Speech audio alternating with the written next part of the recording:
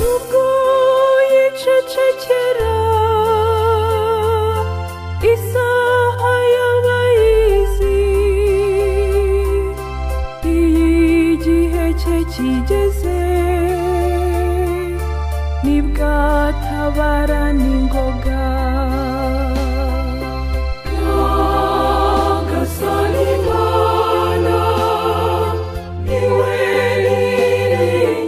Kristo Yesu akuzwe abavandimwe mugereho mutagatifu n'ingabire ze zose.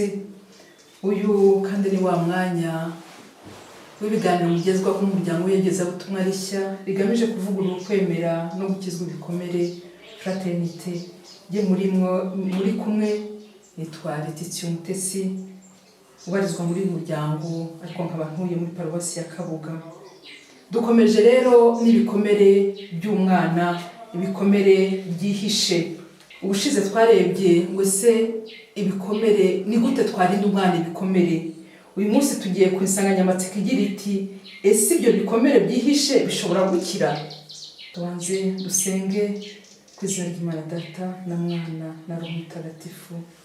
Dawe uri mu ijuru, izina ryawe niryubahwe, ingoma yawe yogere hose, icyo ushaka gikorwe munsi nk'uko gikorwa mu ijuru.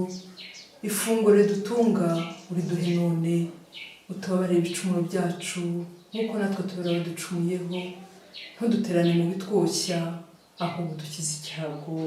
Amina. Ku izina ry'Imana Data na Mwana na Roho Mutagatifu. Tugaruke rero ku insanganyamatsiko y'uno munsi ivuga ngo ese ibyo bikomere byihishe bishobora gukira? Ibikomere twahuye nabyo tukiri bato bishobora gukira rwose. Birakira pe iyo bigizemo uruhare, iyo ushaka gukira nk'uko twabibonye ugahura na Yezu, ukagira umuyobozi wa roho ubigufashamo, ukagira ubushake, ibyo bikomere birakira.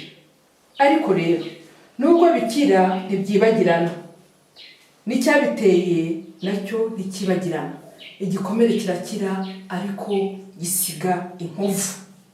Ariko iyo nkovu gisize ntabwo ikugiraho ingaruka, ntabwo iguhundurira amateka, ntabwo urayibona ariko ukumva ni inkovu y'ibyahise. Zaburi y'139 umurongo wa 13 kugeza ku 16 niyo igira iti ni wowe waremye ingingo zanjye mbumbatira mu nda ya mama, ndagushima ko wandemye ku buryo buhimbye, ibikorwa byawe biratangaje, umutima wanjye urabizi neza wose, amagufa yanjye ntiyakwikinze igihe naremererwa mu ibanga ntaremwaremwa mu nda ya mama. Nkiri urusoro amaso yawe yarambonaga, iminsi wangeneye isanzwe yanditse mu gitabo cyawe na mbere y'uko umwe muri yo utangira kubaho. Ijambo ry'Imana. Bavandimwe, nimba twemera ko twaremwe n'Imana, nimba twemera ko Imana idufite mu biganza byayo, ko kuva tutararemerwa no mu nda ya mama, y'abamama yari ituzi, yari izi ko tuzabaho, ariyo yaduhaye ubuzima, niki cyayinanira? Icyo gikomere se yo kije ntabwo ari ugomba kukitwomora. Icyo gikomere se yo kije ntabwo ari ugomba kudukiza. Nyagasani aratuzi, ibyo byonyine birahagije.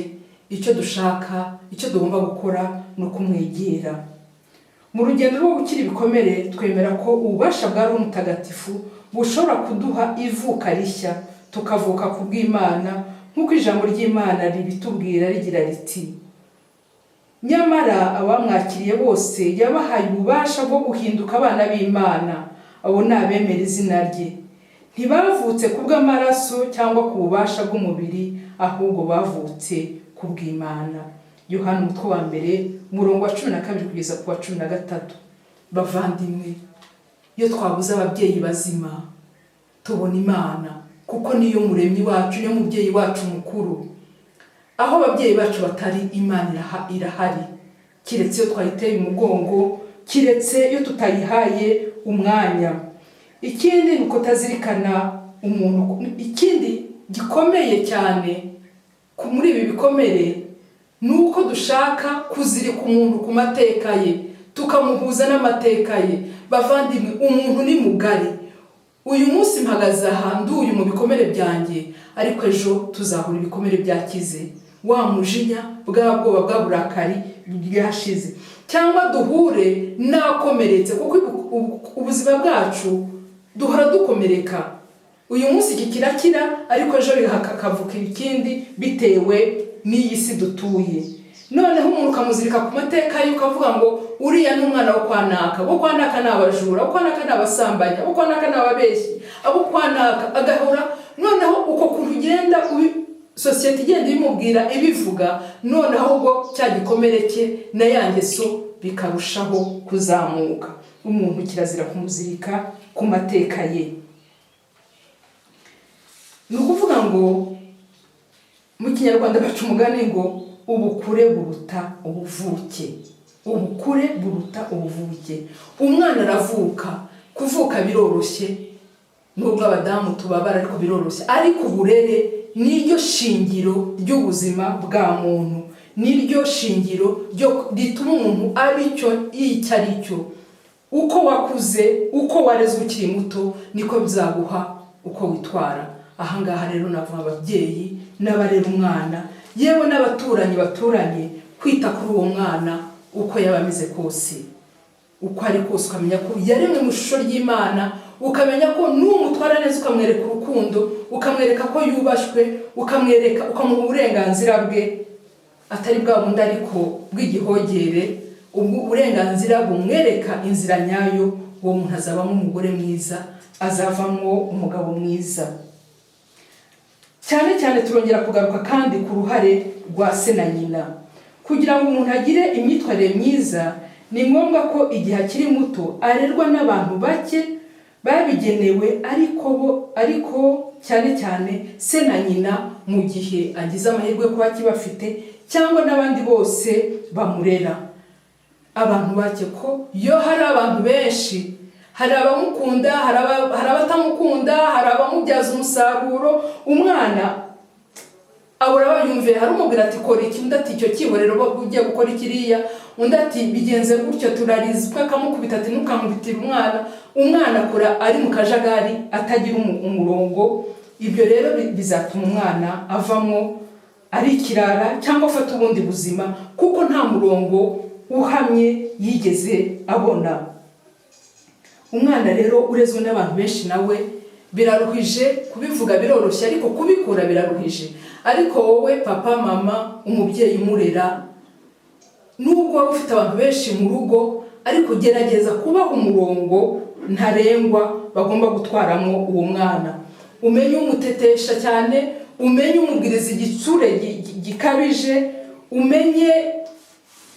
ubamenye buri wese, umwereka uburyo yitwara kuri uyu mwana. Umwana rero akenera se na nyina, akenera umurera, akenera hahandi hibanze, cyagiye umwana kivuka, akeneye papa, mama. Nimba adahari, hari igihe uzagira nk'uko twabibonye, umubwire impamvu papa arahari, umusobanurire, ariko utamuteranya na se. N'umuteranya na se ni bimwe twabonye, azanga abagabo bose, cyangwa azanga abagore bose, cyangwa azaba ikihebe. Ngiye kubaha ubuhamya bw'umuvandimwe. Uyu muvandimwe ni umuvandimwe w'umugabo, yagize umugore, ariko umugore abyara abakobwa 4 bakurikirana. Umugabo ati kuki tubyara abakobwa gusa kandi nta gahungu? Abonye bimushobeye ajya gushaka inshoreke hanze, agezeyo yancorekeye ibyara umuhungu. Amahirwe arabonetse. Ibyaye wa kabiri ibyara umukobwa. Wa mugabo atumva, jewe naje shaka abahungu, ntabwo naje shaka abakobwa. Uwo mukobwa n'uwawe ntaho duhuriye. Yaze umwana atyo, birarangira aramwanga pe. Aramwanga ariko 100%. Agize n'ibyago, wa muhungu arapfa, asigana na wa mukobwa.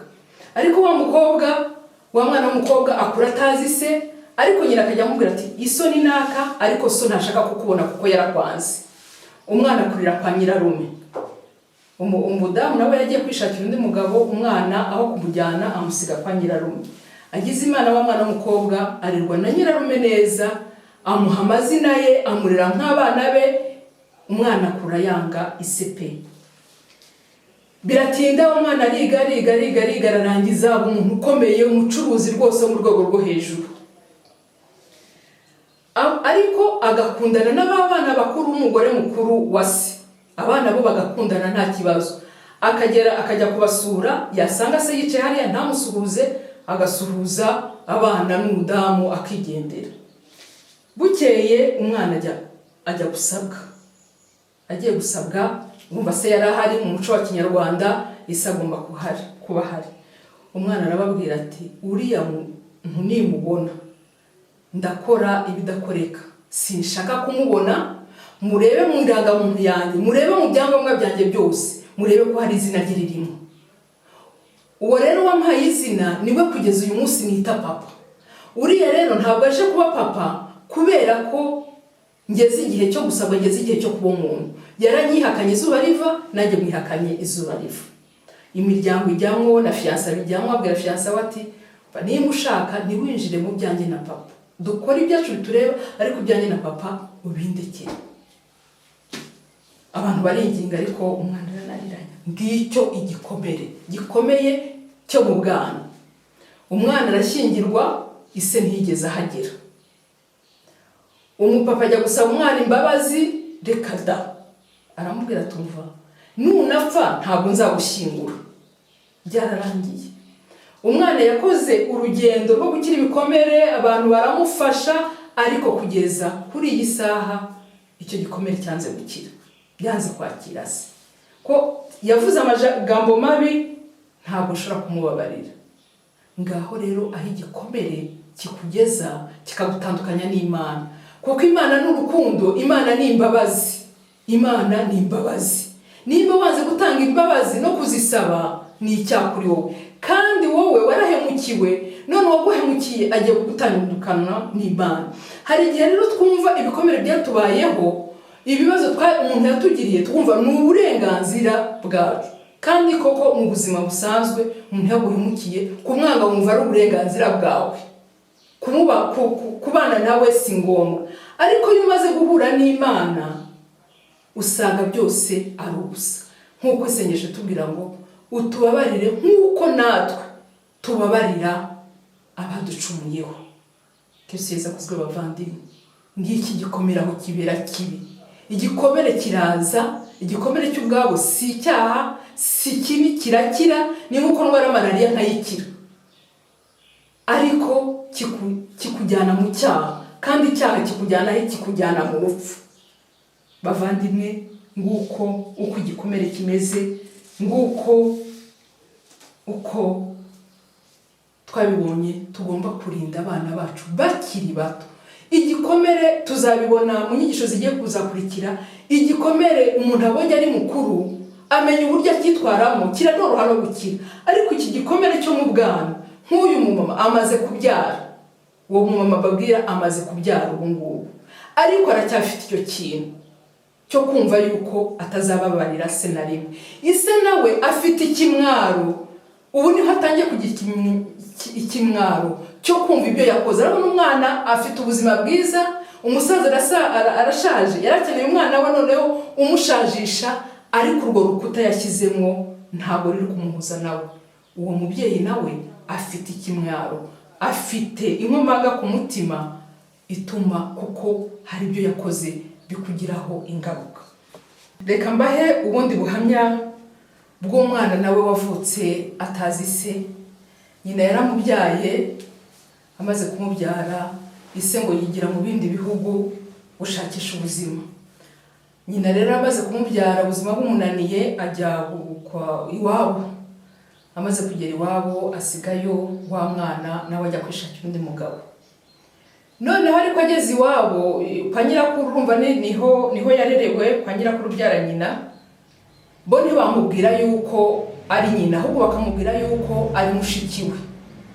Yakamubwira yuko ari mushikiwe.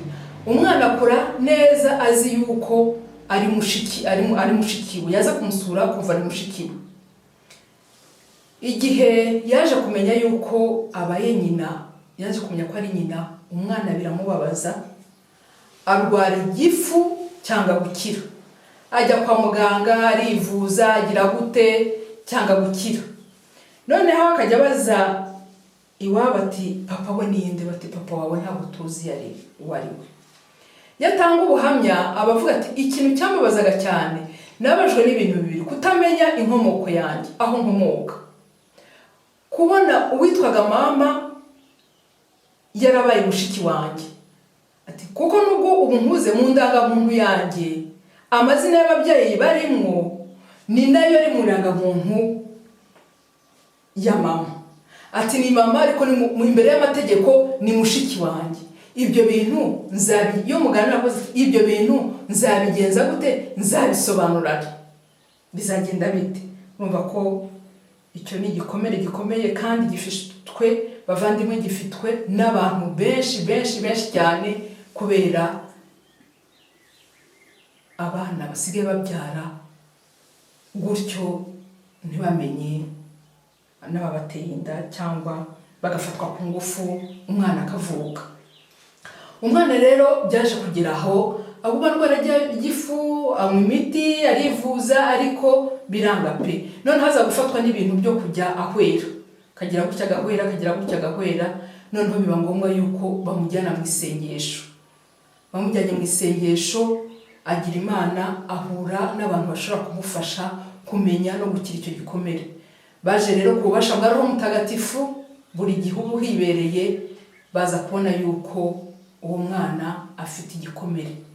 Babona yuko n'igikomere afite yagitewe n'ababyeyi be.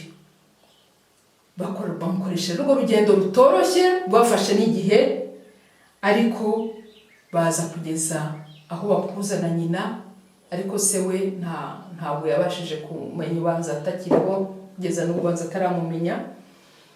Bamuhuza na nyina nawe bakorana urugendo, amubwira amateka ye, amubwira uko yamusamye, amubwira uko yamubyaye, amusaba imbabazi z'ukuntu yamusize akagenda, z'ukuntu yamubishe, ko ari nyina, ari mushiki we, yangaga kumubabaza, yangaga iki. Umwana biramugora kubyakira, ariko uko bimugora kubyakira, ariko bikamuha imbaraga zo guhura na Yezu, zo gushaka gusenga, agahora mu isengesho buri gihe, isengesho ryo kubohoka buri gihe akarihoramo. Yaje kubohoka rero, yumva muri we hajemo imbabazi, arababarira nde? Ababarira nyina, yakira amateka ye, yakira ubuzima bwe, yakira se, ababarira na sekuru na nyirakuru babimuhishe, umuryango urongera uriyunga. Noneho cya gihe yari kubabarira, nicyo gihe yakiriyemo cya gifu na kwa guhwera yagiraga. Umwana akira igifu, akira guhwera, arababarira, yongera kubana na nyina. Bavandimwe, nguko uko kubabarira, uko gusaba imbabazi, kwiyunga aho bitugeza. Ko iyo wiyunze, iyo wababariye, iyo wasabye imbabazi, ijuru ryose riramanuka rikakubohora ya migozi yari kuboshye, ya migozi y'icyaha, ya migozi y'ubwoba, y'urwango, y'uburakari, ikagukiza wese, ikagukiza ku mubiri, ikagukiza kuri roho.